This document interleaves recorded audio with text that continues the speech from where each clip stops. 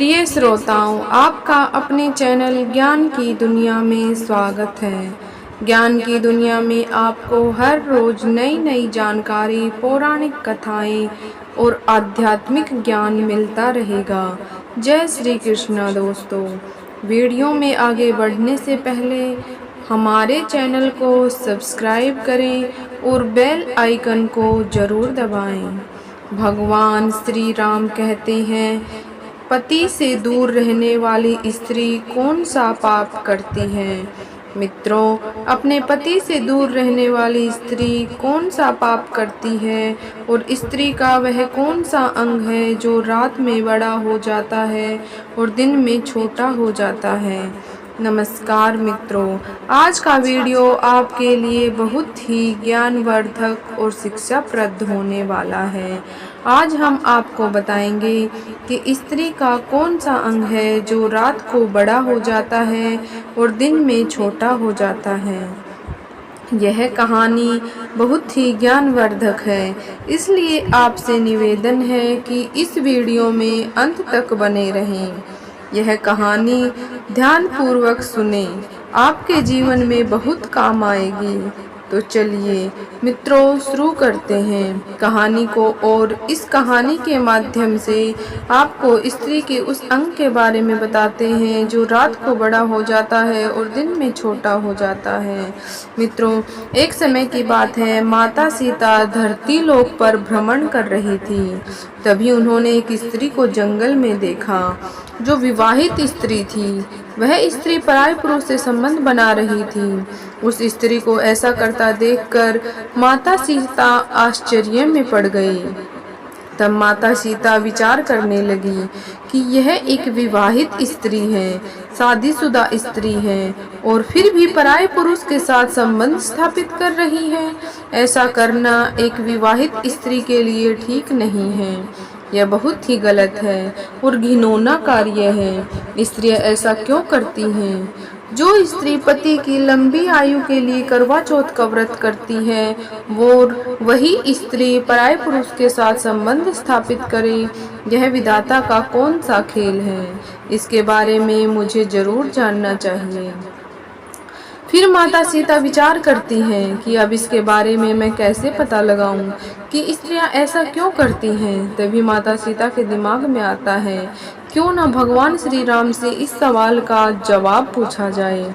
वही इस बात को सही तरीके से बता पाएंगे कि एक विवाहित स्त्री जो करवा चौथ का व्रत करती है पति की लंबी आयु के लिए और वह पराये मर्दों के साथ संबंध बनाए, आखिर ऐसा कैसे हो सकता है।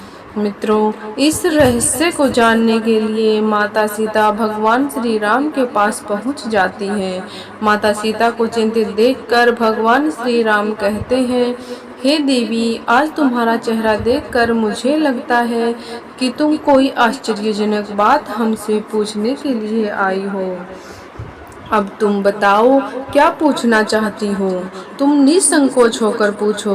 तब माता सीता ने भगवान श्री राम से कहा, हे प्रभु, मैं आज जब धरती लोक पर भ्रमण कर रही थी तो मैंने एक विवाहित स्त्री को पराये पुरुष के साथ संबंध बनाते हुए देखा कि स्त्रियां जो होती हैं वे करवा चौथ का व्रत धारण करती हैं ताकि पति की लंबी आयु हो जाए, लेकिन फिर वही स्त्री पराये पुरुष के साथ संबंध बनाए, तो यह कैसे हो सकता है?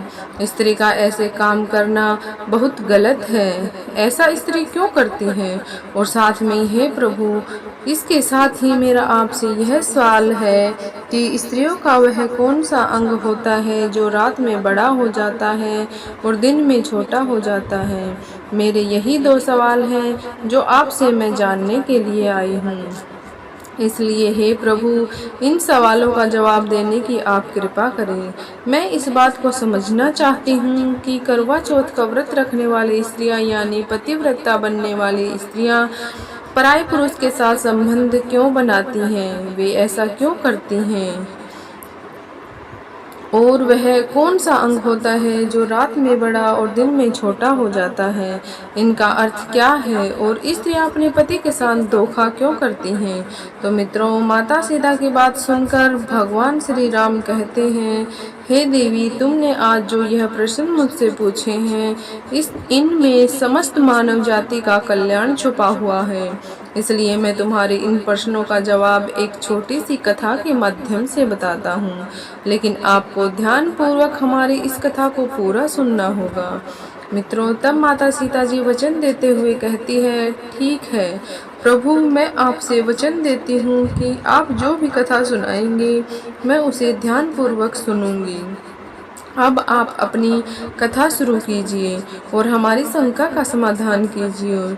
मित्रों, तब भगवान श्री राम कथा का आरंभ करते हैं और कहते हैं, हे देवी सीता, एक समय की बात है, किसी गांव में एक विष्णु शर्मा नाम का एक पंडित अपनी पत्नी मनोरमा के साथ रहता था। वह बहुत ज्ञानी था। वह पंडित नक्षत्र का भी बड़ा ज्ञानी था, यानी पुत्र हो या पुत्री, उसके नक्षत्रों को अच्छी तरह से देख लेता था। उनकी जन्म कुंडली भी बना देता था। उसे शास्त्रों का भी बहुत अच्छा ज्ञान था। एक दिन की बात है, पंडित जी की पत्नी के गर्भ में एक पुत्री का जन्म होता है। अब जो पंडिताइन थी वह पुत्री को पाकर बहुत खुश थी, परंतु इधर जब पंडित ने अपनी बेटी की जन्म कुंडली को देखा तो बहुत ही घबरा गया। लेकिन जो बात थी उसने अपनी पत्नी को नहीं बताई, क्योंकि हाल ही में उसने अपनी पत्नी के प्रसव किया था। इसलिए उस पंडित ने यह बात अपनी पत्नी को नहीं बताई। अपनी पुत्री को पाकर वह पंडिताइन बहुत ही प्रसन्न थी। कुछ दिनों के बाद जब उस बेटी का नामकरण किया गया तो पंडित जी ने अपनी पुत्री का नाम शिवानी रख दिया। शिवानी जो थी वह देखने में बहुत सुंदर थी। धीरे धीरे समय गुजरता गया और बेटी बढ़ती गई। जब शिवानी जवान हुई और विवाह के लायक हो गई तो शिवानी की माँ ने अपने पति यानी कि पंडित जी से कहा, पियाजी, अपनी बेटी जो है वह अब विवाह के योग्य हो गई है। अब आप कोई अच्छा सा वर ढूंढकर इसकी शादी कर दो। तो पंडित जी भी अपनी पत्नी की यह बात सुनना तो उस समय यह बात टाल देता। कहने का मतलब है, जब भी पंडिताइन अपनी पुत्री शिवानी के विवाह के बारे में पंडित जी से बात करती तो वह किसी न किसी तरह से उस बात को टाल देता था। इसी तरह बात टालते टालते कुछ दिन हो गए, लेकिन पंडित जी ने अपनी बेटी शिवानी का विवाह वह करे भी तो कैसे करे। उसे तो शिवानी की जन्म कुंडली के बारे में मालूम ही था। मित्रों, वह पंडित अपनी पुत्री का विवाह इसलिए नहीं करना चाहता था क्योंकि उसकी बेटी की जन्म कुंडली में यह लिखा था कि शिवानी का विवाह जिसके साथ होगा 2-3 साल के बाद में वह मर जाएगा, शिवानी विधवा हो जाएगी। मित्रों, इस दुनिया में ऐसा कोई बाप नहीं है जो अपनी बेटी को विधवा के रूप में देखना पसंद करेगा। इसलिए वह पंडित जो था वह सोच रहा था कि हम अपनी पुत्री का विवाह ही नहीं करेंगे ताकि आगे चलकर हमें अपनी पुत्री को विधवा के रूप में न देखना पड़े। धीरे धीरे समय बीतता जा रहा था। अब जो गांव के लोग थे वे पंडित को कोसने लगे और आपस में बात करने लगे थे कि यह कैसा बाप है, इसकी बेटी शिवानी बहुत दिनों से विवाह के योग्य हो गई है, लेकिन यह पंडित अपनी बेटी का विवाह ही नहीं करना चाहता। एक दिन गांव की कुछ औरतों ने पंडिताइन के पास जाकर उनसे कहा, हे पंडिताइन, तुम्हारी बेटी बहुत दिनों से विवाह के योग्य हो गई है, लेकिन आप इसका विवाह क्यों नहीं करती हो? तब पंडिताइन उन महिलाओं से कहती है, बहन, मैं क्या करूं? मैंने अपने पति से कई बार कहा, लेकिन हमारे पति जो हैं वह मेरी बात सुनते ही नहीं हैं। गांव की औरतों ने कहा, आप फिर से कहो, बार बार कहो और अपनी बेटी का विवाह कराओ। शायद तुम नहीं जानती, जवान बेटी को अधिक समय तक घर पर नहीं रखना चाहिए, उसके तुरंत हाथ पीले कर देने चाहिए। मित्रों, फिर महिलाओं की बातों को सुनकर पंडिताइन उन महिलाओं से कहती है, ठीक है, आज जब हमारे पति आएंगे तो मैं उनसे कहूँगी तो इसका विवाह करा दो, या इसको गला दबाकर इसके हाथ अपने हाथों से इसे मार डालो। मित्रों, फिर पंडिताइन अपने घर के अंदर आती है और बहुत ही क्रोध में बैठ जाती है। शाम का समय होता है तो पंडित जी घर पर आते हैं और पंडिताइन को क्रोध में बैठे हुए देखते हैं तो पंडित जी कहने लगे, अरे भाग्यवान, क्या बात है, किसी ने कुछ कह दिया है जो तुम्हारे चेहरे पर इतना क्रोध झलक रहा है। तब पंडिताइन ने सारी बात कही और कहा, आपको तो शर्म है नहीं, अरे आपको तो कुछ लोग कहते नहीं, लेकिन पता है आज गांव की औरतों ने मुझे कितने ताने मारे और कहा कि कितने वर्षों की से जवान बेटी है, आप विवाह नहीं करती। शायद आप यह नहीं जानती हैं कि जवान बेटी को अधिक समय तक घर पर नहीं रखना चाहिए। ऐसा करने से माँ बाप को पाप लगता है। जितनी जल्दी हो सके जवान बेटी का विवाह कर देना चाहिए। लेकिन आपको तो शर्म है नहीं, आप दूसरों को उपदेश देते हैं और खुद अपनी बेटी का ध्यान नहीं देते। मित्रों, पंडित जी ने यह बात को टालने की बहुत कोशिश की, लेकिन पंडिताइन ने कहा, आज मैं तुम्हारी कोई बात नहीं मानने वाली हूँ। या तो बेटी का विवाह कर दो या इसे अपने हाथों से मार डालो। आज मैं तुम्हारी कोई बात नहीं सुनने वाली हूँ।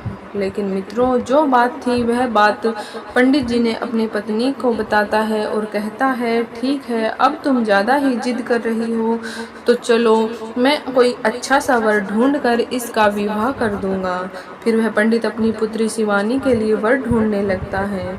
एक दूसरे गांव में शिवानी के योग्य लड़का मिल जाता है और उसके साथ में अपनी बेटी का विवाह कर देता है और अपनी बेटी को विदाई कर देता है। उसकी बेटी 2-3 साल तक खुश रहती है और तीसरा साल व्यतीत होने के बाद उसके पति की मृत्यु हो जाती है। तब पंडित अपनी शिवानी के घर पर बुला लाता है क्योंकि उसके ससुराल में और कोई नहीं था। कुछ समय के बाद पंडित जी ने दूसरा वर ढूंढा, दूसरा विवाह कर दिया। तब शिवानी अपने ससुराल में गई तो कुछ सालों के बाद उसका दूसरा पति भी गुजर गया। अब तो पंडित जी बहुत दुखी हुआ। वह फिर अपनी बेटी को घर पर बुला लाता है। उधर पंडिताइन ने विचार किया कि ऐसा क्या है कि मेरी बेटी की शादी 2 जगह हुई लेकिन दोनों जगह से विधवा हो गई। अब पंडिताइन जी भी बहुत दुखी थी। इसके बाद पंडित जी ने तीसरे वर की खोज में तीसरा लड़का मिल जाता है।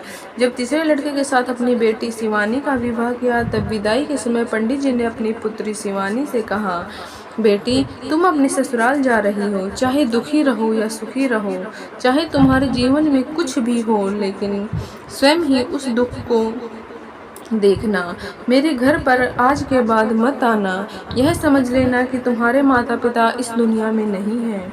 इतना कहने के बाद उन्होंने अपनी बेटी को विदा कर दिया। अब बेटी अपने ससुराल में चली गई। उधर पंडिताइन जब अपने पति से बेटी के प्रति ऐसा कहते हुए सुनती है तो अपने पति पंडित जी से कहती है, स्वामी, आप एक बात बताइए, आपने अपनी बेटी से ऐसा क्यों कहा कि हमारे घर पर कभी मत आना? क्या वह आपकी बेटी नहीं है जो आपने उसे ऐसा कहा कि स्वयं अपना ध्यान रखना, पति का ध्यान रखना, आप उसे ऐसा कैसे कह सकते हैं? तो मित्रों, पंडित जी अपनी स्त्री को अपनी पुत्री की कुंडली के बारे में बताना तो नहीं चाहते थे, परंतु पत्नी के बार बार पूछे जाने पर उसने अपनी स्त्री से कहा, प्रिय, जब हमारी पुत्री का जन्म हुआ था तब मैंने उसकी जन्म कुंडली देखी थी। उसके नक्षत्र विवाह के प्रतिकूल थे। उसकी जन्म कुंडली में दोष था कि हमारी पुत्री का विवाह जिससे भी होगा 2-3 साल के अंदर मर जाएगा या उससे पहले भी उसकी मृत्यु हो सकती है। प्रिय, अब हमारी उम्र भी हो चुकी है, हम अपनी पुत्री को कब तक बैठा कर खिलाते रहेंगे? कल को यदि हम ना रहे तो हमारी पुत्री का क्या करेगी? अगर वह अपने घर पर रहेगी तो क्या पता भगवान की कृपा होगी और उसके पास बाल बच्चे हो जाएंगे तो बड़े आराम से अपना जीवन गुजार लेगी, ससुराल में व्यतीत कर लेगी। मित्रों, अपने पति की बात सुनने के बाद उस पंडित की पत्नी को अपने ऊपर बहुत शर्म आने लगी कि मैंने अपने पति को कितना बुरा भला कहा, पर उन्होंने हमारी पुत्री का भला ही चाहा था, इसलिए इसका विवाह किसी से नहीं करना चाहते थे। मेरी ही गलती के कारण 2 लोगों की जान ही चली गई। मित्रों, अब इधर कुछ समय बीतने के बाद उस पंडित की पुत्री के विवाह को 3 साल हो चुके थे। उन 3 सालों में उस पंडित की पुत्री के 2 पुत्र हुए। बड़े पुत्र का नाम देव और छोटे पुत्र का नाम मनु था। अब ऐसे ही समय बीत रहा था मित्रों। फिर एक दिन अचानक ही उसके पिता की मृत्यु हो गई और उसके तीसरे पति की भी मृत्यु हो गई, जिस वजह से पंडित की पुत्री बहुत परेशान थी और विधवा हो गई। अब वह अपने दोनों संतानों के साथ ही अपने घर पर अपने बच्चों का पेट पालने लगी, क्योंकि उसके पिता ने भी उसे मायके से आने से मना कर दिया था। इस वजह से वह अपने पिता के घर भी नहीं जा सकती थी। कुछ समय बाद उस पंडित की पुत्री ने जो पुत्र थे वे बड़े हो चुके थे और उसके उसके अपने कार्य में स्वयं करने लगे थे। बड़ा बेटा जो देव था वह एक व्यापारी बन चुका था और शहर में उसका खुद का व्यापार था।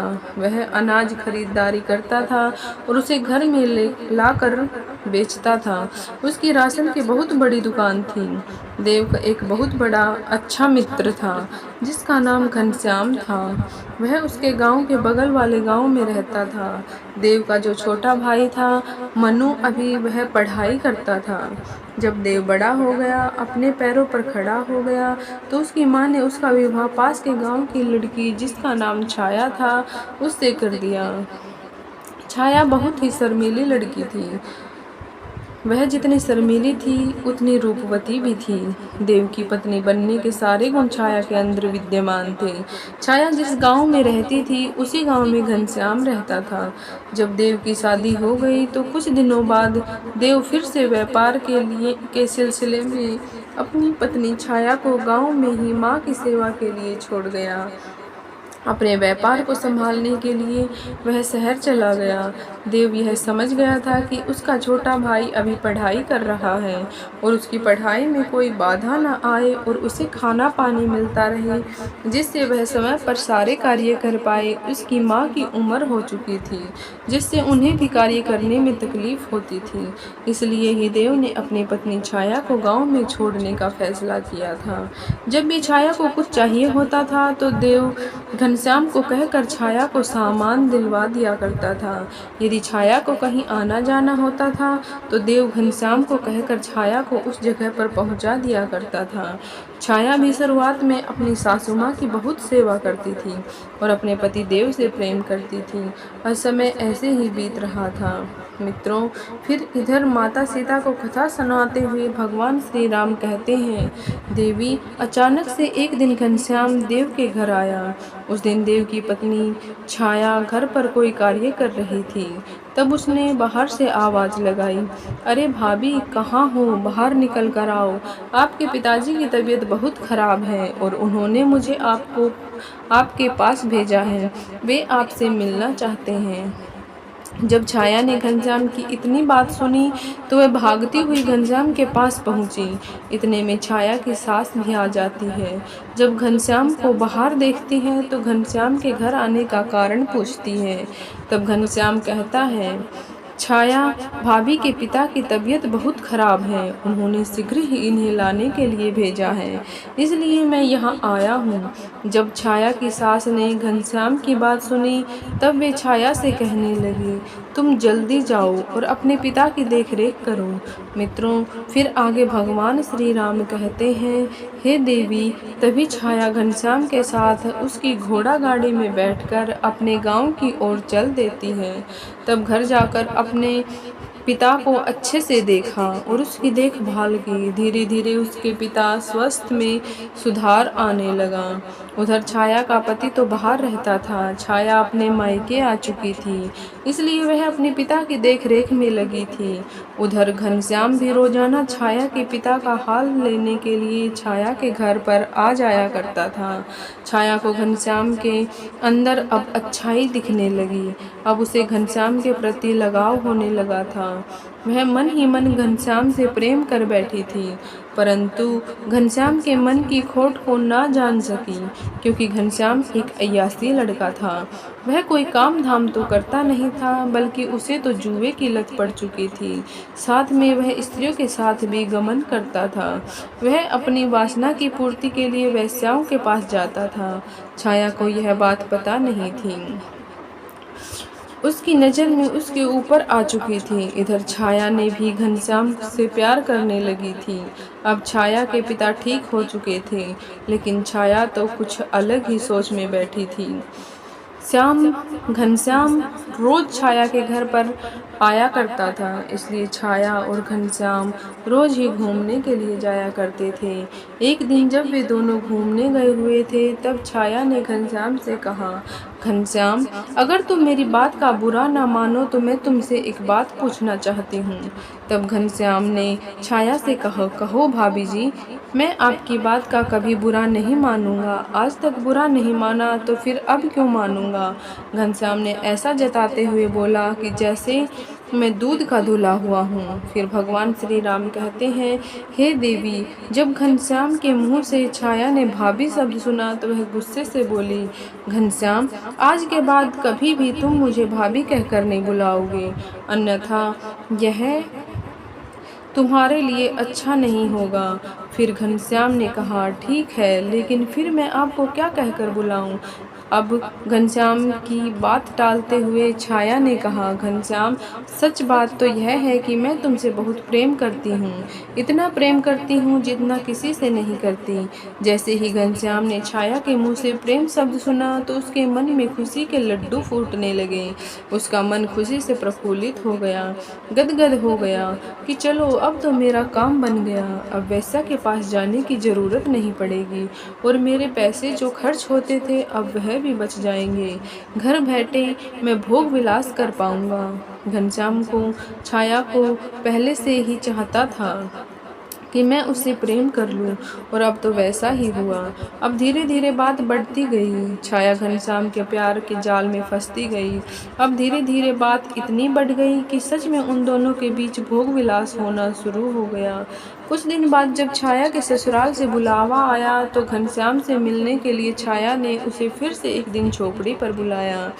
तब छाया ने घनश्याम से कहा, मेरे प्यारे घनश्याम, मेरे ससुराल से बुलावा आया है, अब शायद मैं तुमसे ना मिल सकूं, इसलिए जब भी मुझे तुम्हारी याद आएगी मैं तुमको एक पत्र लिखूंगी। तुम मुझसे मिलने के लिए मेरे ससुराल आ जाना।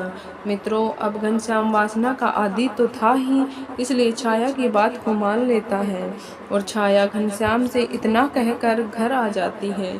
अब छाया के पिता उसको उसके ससुराल छोड़ने के लिए फिर से घनश्याम के घर जाते हैं, क्योंकि छाया का भाई तो था नहीं, ना कोई बहन थी, इसलिए छाया को ससुराल ले जाने के लिए उसके पिता को कोई उचित व्यक्ति नहीं दिख रहा था। इसलिए वह घनश्याम को घर पर बुलाने के लिए घनश्याम के पास गए। जब उसके पिता घनश्याम के घर पहुँचे तब उन्होंने घनश्याम से कहा, बेटा घनश्याम, तुम मेरी पुत्री छाया को उसके ससुराल छोड़ आओ, उसके घर से बुलावा आया है। तब घनश्याम ने छाया के पिता के मुंह से यह बात सुनी तब उसने कहा, ठीक है पिताजी, मैं छाया को उसके ससुराल छोड़ दूंगा।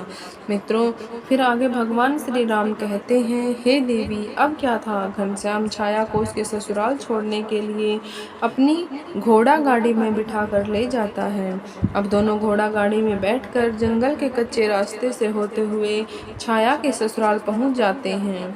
फिर उधर घनश्याम छाया को उसके ससुराल में छोड़कर घर वापस लौट जाता है। जैसे ही दोनों को 2-3 दिन व्यतीत होते हैं, छाया को घनश्याम की याद आई, क्योंकि जब वह अपने घर पर थी तो रोज झोपड़ी में घनश्याम से मिलने के लिए जाया करती थी। इसलिए अब वह वासना की पूर्ति के लिए घनश्याम को पाना चाहती थी। उससे मिलकर एक बार उसके साथ में फिर से भोग करना चाहती थी, क्योंकि उसका पति देव तो अपने घर से बहुत दूर शहर में रहता था। वहाँ पर अपने बीवी बच्चों का पेट पालने के लिए और उन्हें अच्छी ज़िंदगी देने के लिए वह व्यापार करता था। देव मुश्किल से 5-6 महीने में एक बार अपने घर आता और 5-6 दिन के बाद पुनः चला जाता था। एक दिन जब छाया से रहा नहीं गया तो उसने खत लिखा। छाया ने उस खत में लिखा, प्यारे घनश्याम, मुझे तुम्हारी याद आ रही है। मुझे ऐसा लगता है कि अब मैं तुम्हारे बिना नहीं रह सकती, इसलिए आज तुम मुझसे मिलने के लिए मेरे घर आ जाओ।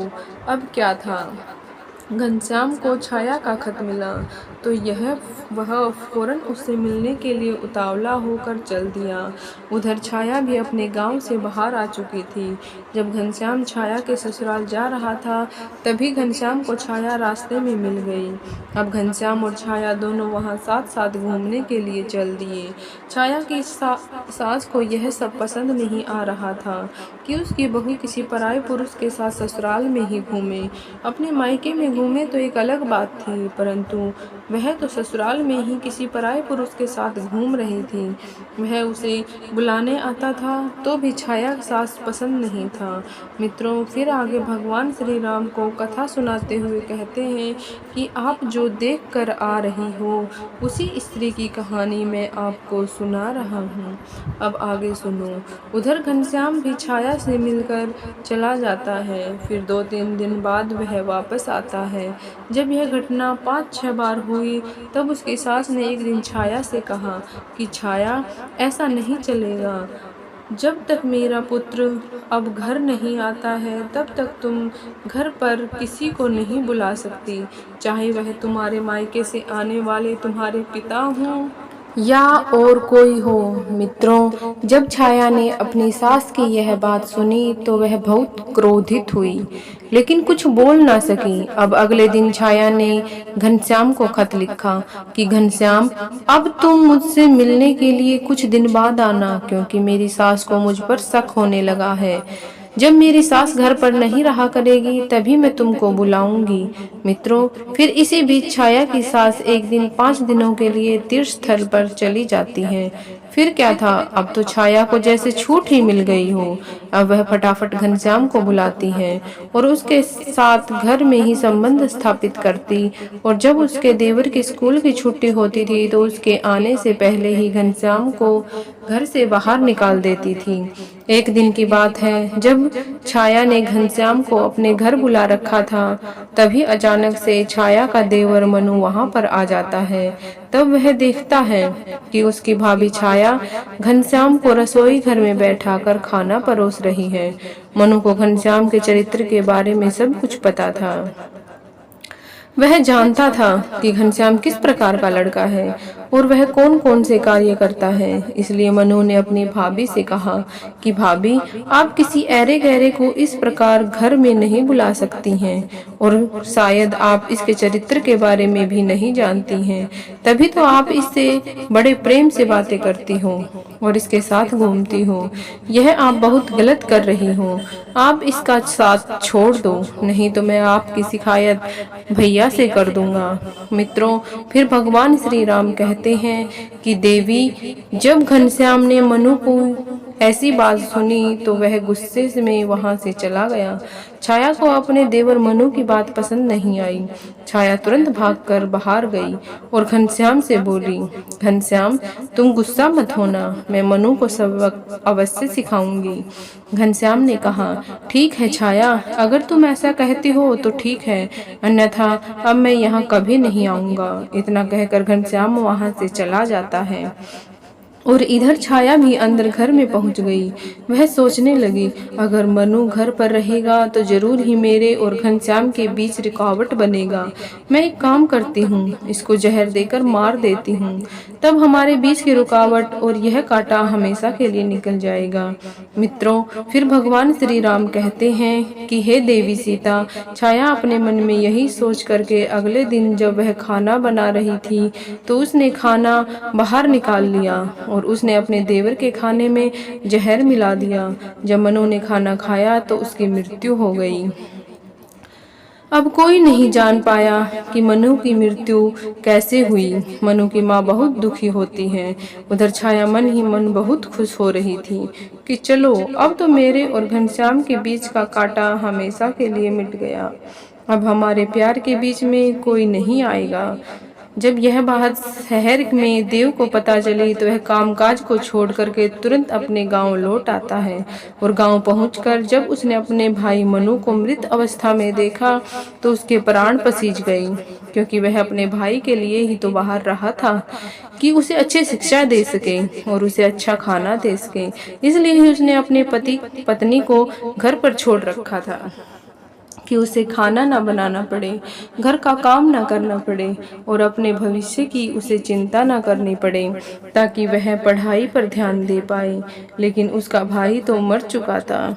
कुछ दिन देव घर पर रुकता है और कुछ दिनों के बाद देव अपनी पत्नी को छोड़कर पुनः व्यापार के सिलसिले में फिर से शहर को चला जाता है। अब छाया फिर से प्रक्रिया दोहराने लगती है। कुछ दिन ऐसे ही बीते तो छाया की सास ने छाया से कह दिया कि देखो छाया, हमारे घर में यह सब नहीं चलेगा। अगर दोबारा कुछ हुआ तो मैं तुम्हारी यह बात देव से शिकायत कर दूंगी। जब छाया ने अपने प्रेमी घनश्याम के बारे में ऐसा सुना तो वह जोर से बोली, जिसको जो करना है वह कर लो, कोई बाल विवाह का नहीं कर सकता है। मैं किसी से डरती नहीं हूँ, मैं घनश्याम से बहुत प्यार करती हूँ। मित्रों, जब छाया की सास ने छाया के मुंह से ऐसा सुना तो छाया से बोली, यह तू क्या बकवास कर रही है? तू उस पराये पुरुष के लिए अपने पति को दगा दे रही है। मुझे तो लगता है मेरे पुत्र को तूने ही मारा है। जब तू ऐसा कह रही है तो तू मेरे पुत्र को भी मार सकती है। फिर क्या था? छाया को फिर से गुस्सा आ गया और छाया गुस्से में बोली, हाँ, मैंने ही मारा है बुढ़िया, और मैं तुझे भी मार डालूंगी अगर तू मेरे और घनश्याम के प्यार के बीच में दीवार बनी तो। तुझको मैं नहीं छोड़ने वाली।